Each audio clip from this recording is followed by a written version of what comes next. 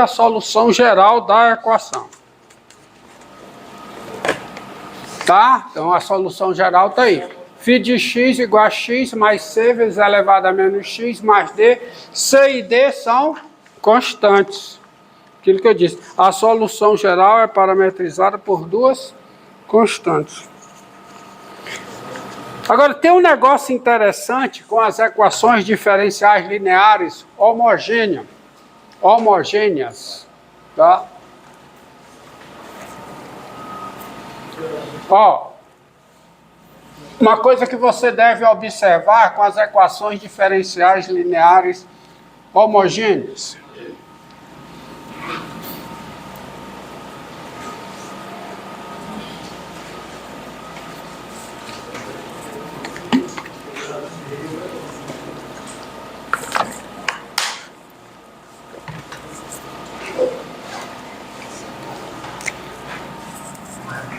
Considere, preste atenção, considere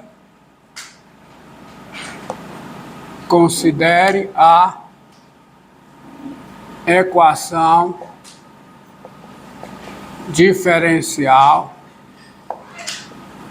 linear homogênea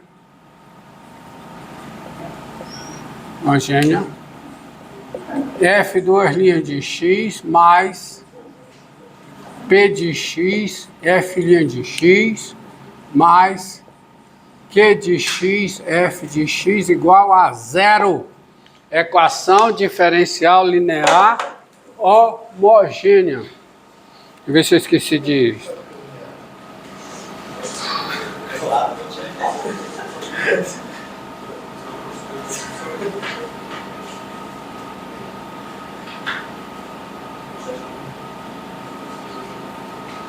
Tá? Equação diferencial linear homogênea. Ah, só uma coisa aqui, ó. Só uma coisa aqui. Como é que eu faço para resolver essa equação aqui, ó?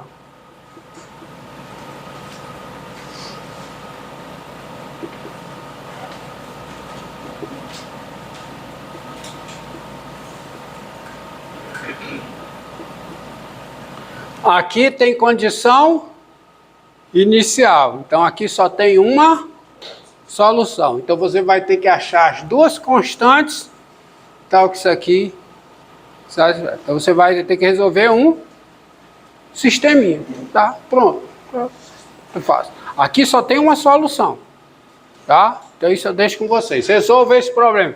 Essa é a equação diferencial com condição inicial. Isso aqui é uma equação diferencial linear com o quê? Condição inicial. Qual é a condição inicial? Qual é? É isso aqui. Bem, agora vamos ver aqui, ó.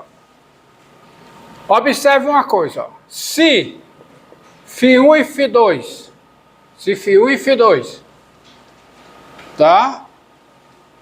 Se φ1 e φ2 são soluções, deixa eu colocar aqui direito.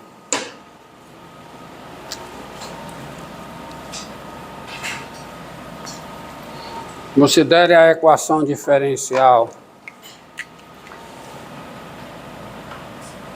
F duas linhas de x mais P de x é F linha de x mais Q de x, F de x igual a zero, onde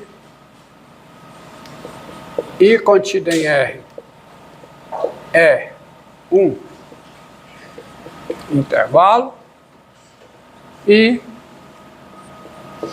P de IR, Q de IR são funções contínuas. Então, esse teorema aqui diz que as soluções esse teorema diz que há soluções com domínio I. Tá? As soluções com domínio I, quer dizer, as soluções maximais, as soluções com domínio I. Então você observa uma coisa, se φ1 de I em R, equação diferencial linear homogênea, se φ1 de I em R e φ2 também de I em R, são soluções da equação diferencial linear homogênea, dessa equação aqui, que é uma equação diferencial linear homogênea, então, o que é que acontece com essa expressão aqui, ó? Pegue φ1 mais φ2, derivada segunda em x, mais P de x, vezes φ1 mais φ2, derivada primeira em x, mais Q de x, vezes φ1 mais φ2 em x. Quanto é que dá isso, hein? Vamos ver. Quem é a derivada segunda da soma? É a soma das derivadas segundas. Certo? Mais. Quem é a derivada primeira da soma? É a soma das derivadas primeiras. E, isso aqui é a definição. Quem é a soma em x? É φ1 em x mais φ2 em x. Mas quanto é que dá isso? Essa expressão? Essa expressão vai dar o quê?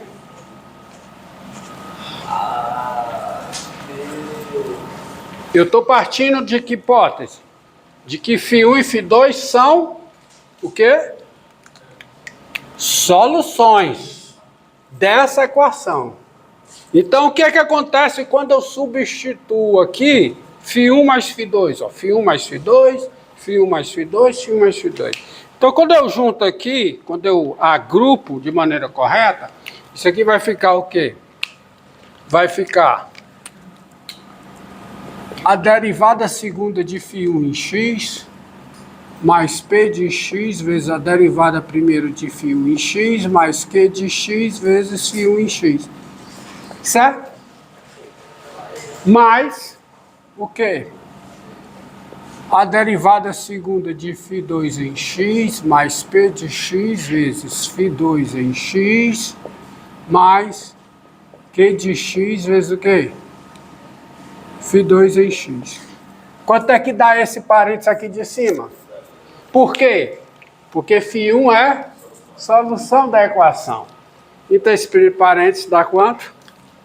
Isso aqui dá zero em todo x, isso aqui também dá zero em todo x. Ou seja, isso aqui é zero, qualquer que seja o x pertencente aí. Essa igualdade daqui para cá diz o quê? Diz que se φ1 e φ2 são soluções, então a soma de φ1 mais φ2, a soma de φ1 com φ2, também é solução. É solução da equação diferencial linear homogênea. Se ela não for homogênea, isso não é verdade. Tá certo? Ou seja, a soma de duas soluções de uma equação diferencial linear homogênea também é solução desta equação. Por quê? Porque qual é a hipótese? φ1 é solução. Se φ1 é solução, quanto é que dá? Derivada segunda de φ1 mais P de x vezes a derivada primeira de φ1 mais Q de x vezes φ1. Não é solução? Então dá zero. Entendido? Não para por aí não. Outro ponto.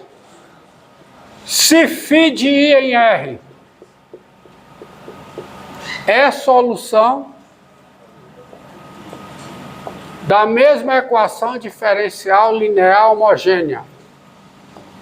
E lambda é um número real.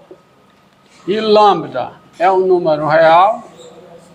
Então, silêncio. Então, quanto é que dá? Lambda φ, derivada segunda em x, mais p de x, vezes lambda φ, derivada primeira em x, mais q de x, vezes lambda φ em x. Quanto é que dá isso? Vamos ver por quê. Quem é a derivada segunda de uma constante vezes uma função? É a constante vezes a derivada segunda da função. Mais p de x vezes. Quem é a derivada primeira de uma constante vezes uma função em x? É a constante vezes a derivada primeira da função. E quem é uma constante vezes quem é uma constante vezes uma função em x? É a constante vezes o valor da função em x. Olha o que é que eu faço aqui, o que é? Coloco lambda em evidência. Quando eu coloco lambda em evidência, fica a derivada segunda de φ em x, mais p de x vezes a derivada primeira de φ em x, mais q de x vezes φ em x. Quanto é que dá esse parênteses? Zero. Por quê? Porque a hipótese é que φ é solução. Esse parênteses é zero. Ou seja, isso aqui é zero para todo x pertencente aí. O que é que dá essa igualdade? Partindo daqui, chegar aqui a zero, qualquer que seja x pertencente aí. Diz o quê? Lambda φ é solução. Tá? Logo,